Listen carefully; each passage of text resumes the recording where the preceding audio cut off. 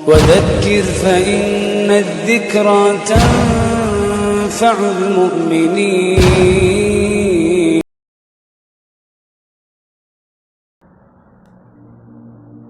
السلام علیکم ورحمۃ اللہ وبرکاتہ.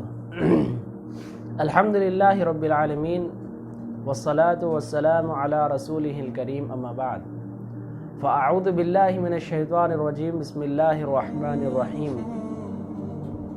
رب اشرح لی صدری ویسر لی امری واحلل عقدۃ من لسانی یفقہوا قولی.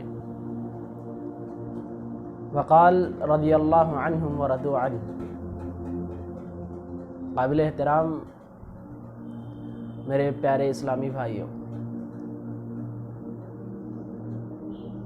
آج کی اس ویڈیو میں ہم جس صحابی کے متعلق بات کر رہے ہیں، اس صحابی کی زندگی سے زیادہ ان کی اہمیت کے روایات ملتے ہیں، ان کی فضیلت کے روایات ملتے ہیں.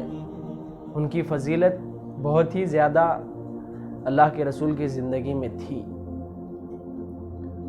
تو رسول اللہ صلی اللہ علیہ وسلم کے صحابہ کے متعلق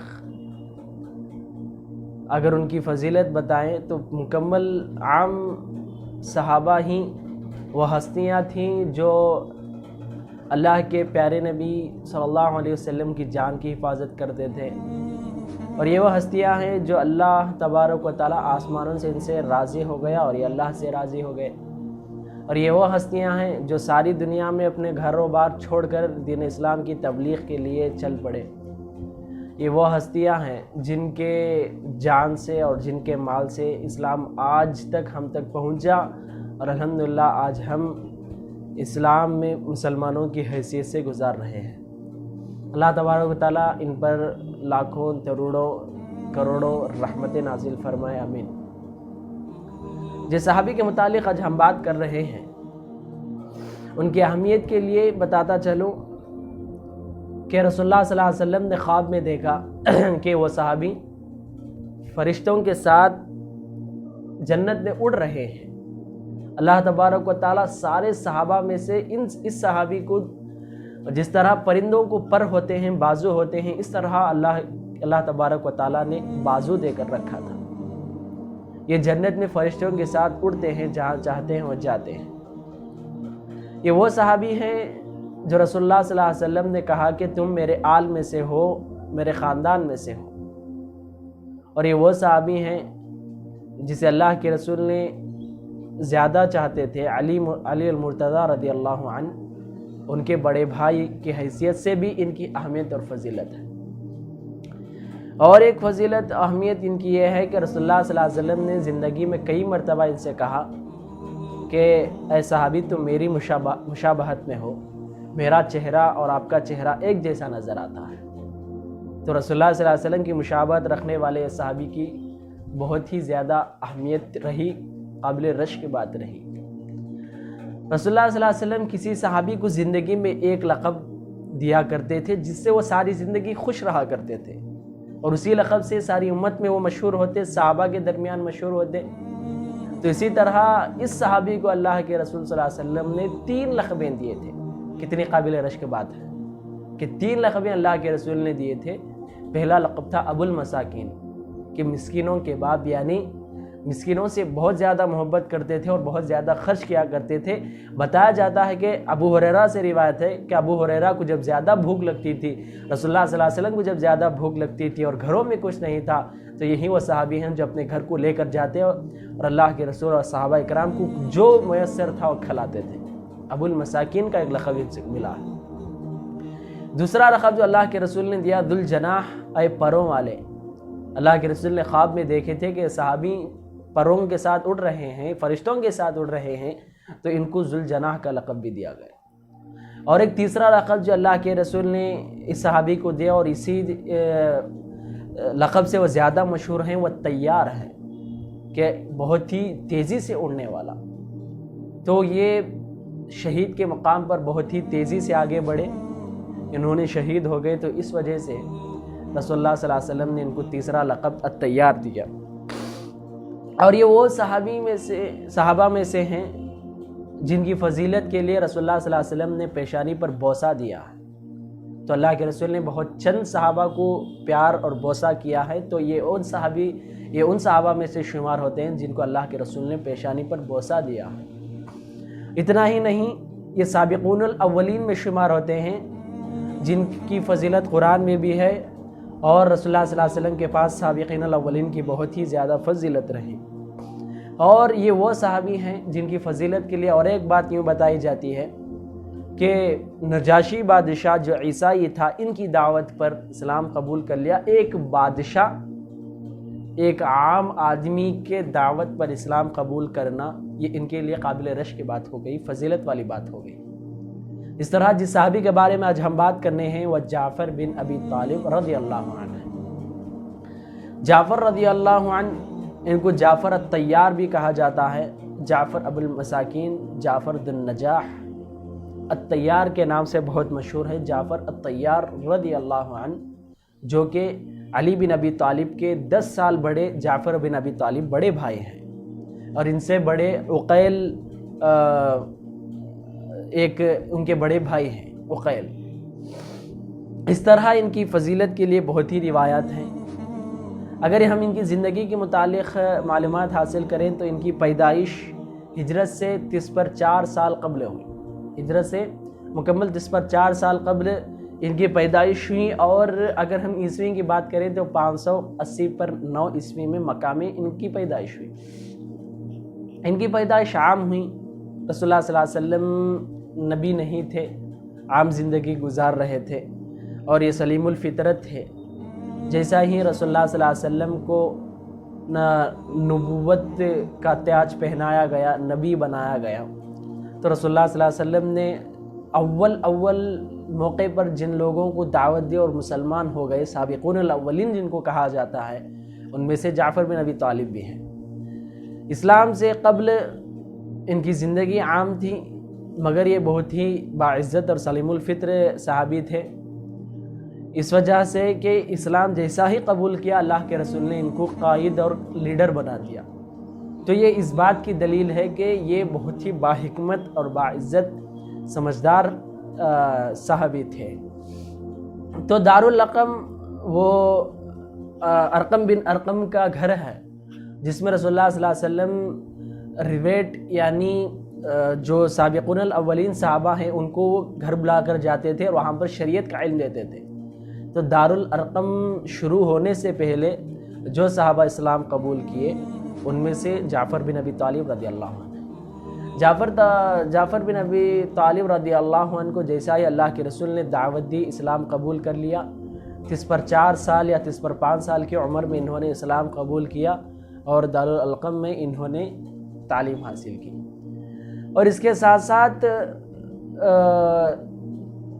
رسول اللہ صلی اللہ علیہ وسلم نے جو پہلی ہجرت تھی اس میں تو یہ شامل نہیں تھے، دوسری حبشہ کی طرف ہجرت پھر دوبارہ جب گئے، اس وقت 80 پر 5 افراد کچھ قریب تھے، تو رسول اللہ صلی اللہ علیہ وسلم نے جعفر بن ابی طالب رضی اللہ عنہ کو لیڈر بنا کر اس سفر کے تمام لوگوں کا اس جماعت کے امیر بنا کر رسول اللہ صلی اللہ علیہ وسلم نے حبشہ کی طرف دوسری ہجرت کرائی۔ تو جعفر بن ابی طالب رضی اللہ عنہ وہ ہے جو شروع سے ہی یہ جماعتوں کے مسلمان لشکروں کے قیادت اور لیڈر اور جنرل بننے لگے۔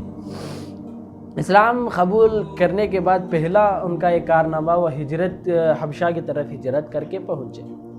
ان کا دوسرا بہت بڑا کارنامہ جو ان کے اس واقعے سے اکثر مسلمان جانتے ہیں، وہ نجاشی بادشاہ جو حبشہ میں رہا کرتا تھا اس کے ساتھ اس کا تعلق ہے، ان کے ساتھ ان کا خطاب ہے کہ وہ جعفر رضی اللہ عنہ نے نجاشی کے سامنے اتنا بہترین خطاب کیا کہ مسلمانوں کی جانیں بھی محفوظ ہو گئیں اور یہاں تک کہ نجاشی بادشاہ بھی اسلام قبول کر لیا۔ یہ بہت زبردست خطاب تھا اور باحکمت خطاب تھا۔ اسی وجہ سے جب نجاشی بادشاہ نے مسلمانوں کو بلایا کہ تمام مسلمانوں کو دربار میں حاضر کیا جائے تو تمام مسلمان پریشان تھے، اس میں سارے مسلمان جس میں بڑے بڑے صحابہ موجود تھے، کبار صحابہ موجود تھے، اور اس میں 10 مبشرہ بھی موجود تھے، مگر انہوں نے سارے مل کر جعفر بن ابی طالب کو چنا تاکہ ان کی حکمت سے بات کریں، ان کی عقل مندی استعمال کریں، بادشاہ کے سامنے ان کو نجات ملے۔ تو الحمدللہ انہوں نے اس میں کامیاب ہو گئے۔ اس طرح جعفر بن ابی طالب رضی اللہ عنہ نجاشی کے سامنے پہنچے۔ وہاں پر عمر بن عاص رضی اللہ عنہ جو اسلام قبول کرنے سے پہلے عمر بن عاص وہاں پر پہنچے تھے۔ نجاشی کو بہت ہی خلاف ورغلائے کہ مسلمان اپنے دین کو چھوڑے ہیں، مسلمان وہاں پر ہمارے باپ بیٹوں سے، خاندان قبیلے سے اس طرح جدائی ڈال کر آئے ہیں، وہاں پر انہوں نے غلامی تو نہیں بلکہ وہاں سے بھاگ کر یہاں پر پہنچ چکے ہیں، وہ بہت ہی فساد مچانے والے، تمہارے ملک میں بھی فساد حکومت میں بھی فساد پھیلائیں گے۔ اس طرح کے کئی باتوں سے عمر بن عاص نے نجاشی بادشاہ کو ورغلایا تھا اور نجاشی بادشاہ سارے باتوں کو سنا تھا، مگر اس کی عدالت تھی، اس کی انصاف پسندی یہ تھی کہ دونوں طرفین بات سن کر فیصلہ کیا جائے۔ تو مسلمانوں کو بلایا گیا تو جعفر بن ابی طالب لیڈر بن کر امیر کی حیثیت سے وہاں پر آئے اور بات چیت کی۔ تو انہوں نے بہترین انداز میں ان کو سمجھایا، سچ بات بتا دی کہ ہم وہاں پر کیا کیا کرتے تھے اور اہل عرب ہمارے ساتھ کیا سلوک کرتے تھے، کس وجہ سے انہوں نے ایسا سلوک کیا ہے، یہ تمام چیزیں بتائیں۔ تو جعفر کی باتیں سن کر نجاشی نے کہا کیا اس نبی کے باتیں آپ کے سامنے آپ کو محفوظ ہے، یعنی حفظ یاد ہے تو سنائیے۔ تو سورہ مریم انہوں نے پڑھ کر سنائے تو نجاشی بادشاہ رو پڑا، ساری وہاں پر دربار میں رہنے والے فوجی وہاں کے لوگ رو پڑے۔ تو وہاں پر عمر بن عاص کو لوٹا دیا گیا اور ان کو حفاظت کے ساتھ اپنی حکومت میں رہنے کا موقع ملا۔ تو یہ وہ بہت بڑا کارنامہ تھا جو جعفر رضی اللہ عنہ پر صحابہ اکرام رشک کرتے تھے اور اللہ کے رسول بھی بہت زیادہ خوش ہوا کرتے تھے۔ اس طرح یہ حبشہ میں محفوظ مسلمانوں کو رکھے اور مسلمان بہت ہی خوش رہا کرتے تھے۔ اور جیسا ہی یہ حبشہ میں تھے، اللہ کے نبی مکے میں تھے، وہاں سے انہوں نے ہجرت کر کے مدینہ پہنچے تو جنگ خیبر کا موقع خیبر کا موقع پیش آیا، خیبر فتح ہو گیا۔ تو فتح خیبر کے وقت مسلمان حبشہ سے ڈائریکٹ خیبر کے پاس پہنچے تو اللہ کے رسول کا وہ جملہ تاریخی جملہ رہ گیا کہ تمام صحابہ کے درمیان انہوں نے کہا تھا کہ مجھے آج کس بات کی خوشی ہوتی ہے، کیا خیبر کی فتح کی خوشی ہوتی ہے یا جعفر کے آمد کی خوشی ہوتی ہے، پتہ نہیں۔ تو فتح خیبر کا جتنی خوشی اللہ کے رسول کو تھی، جعفر رضی اللہ عنہ کے آمد پر بھی اتنی ہی خوشی رسول اللہ صلی اللہ علیہ وسلم کو تھی۔ یہ اللہ کے رسول کے ساتھ تعلق اور ان کی محبت کا ایک بہت بڑا موقع اور واقعہ تھا۔ اتنا ہی نہیں، صلح حدیبیہ ہوا، یعنی مکے میں عمرے کے لیے اللہ کے رسول جب مکہ پہنچے تو لوگ روک دیے اور واپس کر دیا، تو وہاں پر صلح لکھ لی گئی۔ تو اس وقت جب لوٹ رہے تھے تو امیر حمزہ جو اللہ کے رسول کے چچا ہیں، ان کی بیٹی یتیم ہو چکی تھی، وہ زار و قطار رو رہی تھی، اللہ کے رسول سے درخواست کر رہی تھی کہ اللہ کے رسول مجھے بھی ساتھ لے کر چلیں اور میں بھی مدینہ آنا چاہتی ہوں۔ تو اللہ کے رسول ساتھ لے کر چلے گئے۔ تو جیسا ہی مدینہ پہنچے تو علی، زید بن حارث اور جعفر بن ابی طالب، یہ تین صحابہ جھگڑا کرنے لگے کہ میں اس بچے کی کفالت کرنے والا ہوں، میں اس بچی کی کفالت کا حقدار ہوں۔ علی المرتضی رضی اللہ عنہ کہتے تھے کہ یہ مجھے بہت ہی قریب لوگ ہیں، اس وجہ سے میں ان کی کفالت کروں گا۔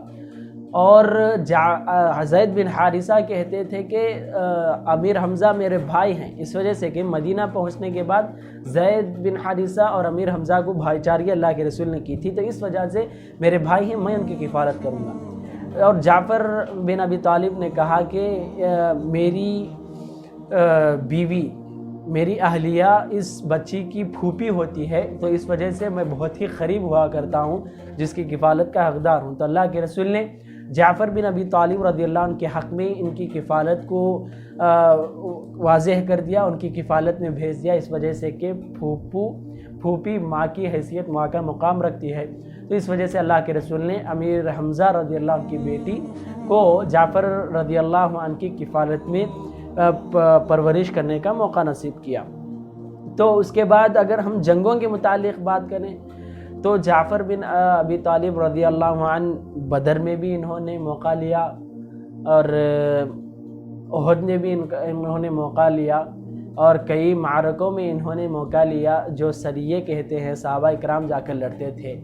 اس طرح ان کے کئی معرکے ہیں، مگر آخری قابل رشک معرکہ جو ان کو اللہ سے تعلق جوڑنے والا، جنت میں بہت ہی بڑا مقام ملنے والا اور شہید کا مرتبہ پہنچنے والا جو موقع اور جو جنگ تھی وہ جنگ موتا تھی۔ جنگ موتا کا واقعہ اس طرح پیش آتا ہے کہ اللہ کے رسول صلی اللہ علیہ وسلم مصر غالباً مصر کی طرف انہوں نے حارث بن عمر رضی اللہ عنہ کو دعوت کا پیغام دے کر بھیجا تھا کہ دعوت کا پیغام لے کر وہاں پر بادشاہ کے پاس پہنچے اور سنائیں۔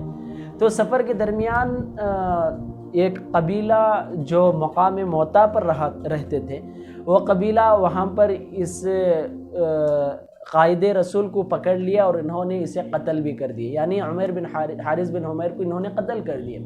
جیسا یہ پیغام اللہ کے رسول کو پہنچا تو بہت غصہ ہوئے، انہوں نے 3000 کا لشکر تیار کیا اور جنگ موتا کی لڑائی پیش آئی، موتا کے مقام پر جانے کا حکم دیا۔ تو اس وقت زید بن حارثہ رضی اللہ عنہ کو اللہ کے رسول نے کمانڈر بنائے، قائد بنائے اور کہا کہ اگر زید بن حارثہ انتقال اور شہید ہو جائے تو جعفر بن ابی طالب کو اپنا قائد بنا لینا۔ تو جعفر بن ابی طالب کو قائد بنانے کا مطلب اللہ کے رسول کے دل میں، اور اللہ کے رسول جانتے تھے کہ یہ کمانڈری کے لائق، امیر کے لائق اور انہیں باحکمت لڑ سکتے ہیں۔